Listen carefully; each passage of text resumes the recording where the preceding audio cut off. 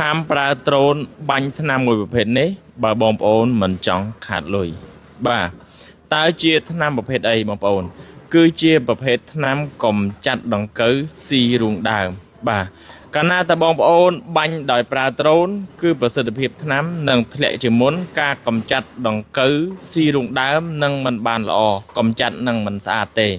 អញ្ចឹងបងប្អូនគួរតែប្រើប្រភេទធុងបាទបាញ់ថ្នាំដោយប្រើម៉ាស៊ីនវិញបាទមានថាយើងបាញ់បានសពល្អទឹកថ្នាំនៅជាប់នឹងដើមបានល្អជាងកាលណាតើប្រើដ្រូនកម្លាំងខ្យល់ខ្លាំងអញ្ចឹងធ្វើឲ្យសារធាតុថ្នាំគឺធ្លាក់ផុតពីដើមទៅដល់ដីបាទបើបាញ់លើស្រូវគឺនឹងទៅដល់ទឹកអញ្ចឹងធ្វើឲ្យប្រសិទ្ធភាពគឺធ្លាក់ចុះពេលនោះបងប្អូននឹងខាតបង់លុយត្រូវការបាញ់សារដើម